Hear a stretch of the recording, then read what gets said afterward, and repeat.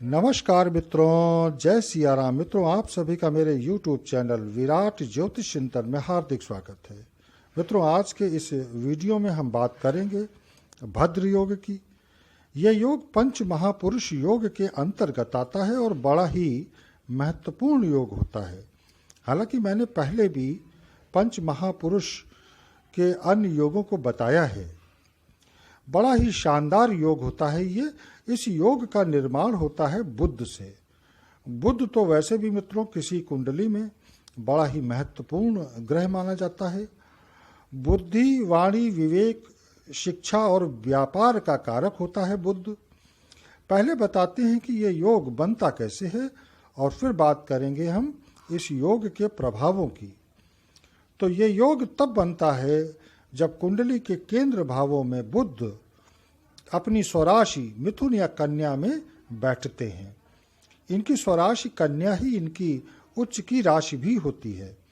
इस तरह केंद्र स्थानों अर्थात प्रथम भाव, चतुर्थ भाव, सप्तम भाव और दशम भाव में स्वराशि में बैठा बुध भद्र योग का निर्माण करता है।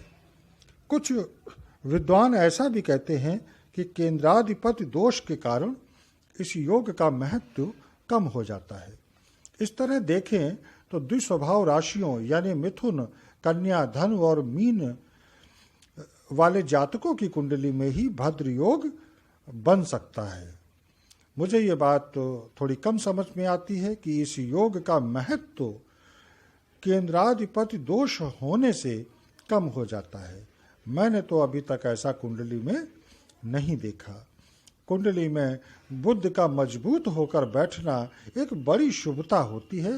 मान लीजिए कि मिथुन लग्न है तो चतुर्थ भाव में बैठे बुध अपनी उच्च राशि कन्या में होकर बैठेंगे और भद्र योग बनाएंगे।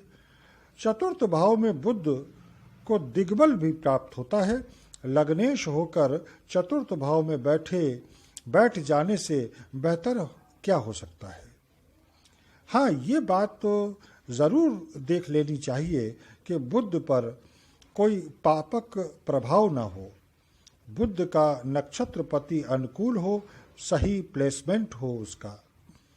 बुध व्यक्ति को इंटेलेक्चुअल बनाता है।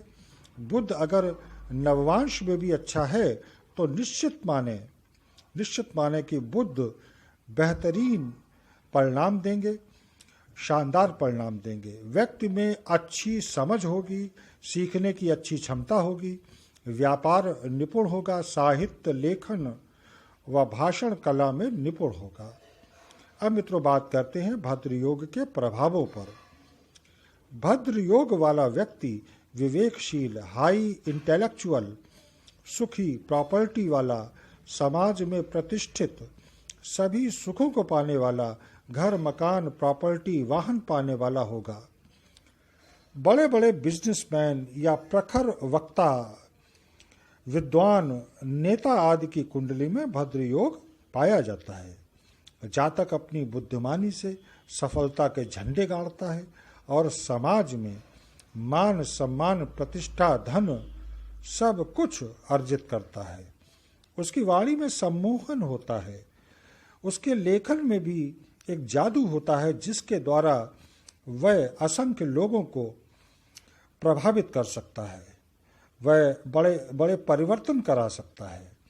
ऐसा जातक कुलीन घर में उत्पन्न, बहुत धनी, प्रिय वाणी बोलने वाला और वैभवशाली होता है। तो मित्रों, ये थी भद्र योग की बात। आशा है मेरी जानकारी आपको अच्छी लगी होगी। इसी के साथ अब मैं अपनी वाणी को विराम दूंगा। मिलेंगे अगले वीडियो में फिर किसी नए विषय के साथ। तब तक जय सिया राम, नमस्कार।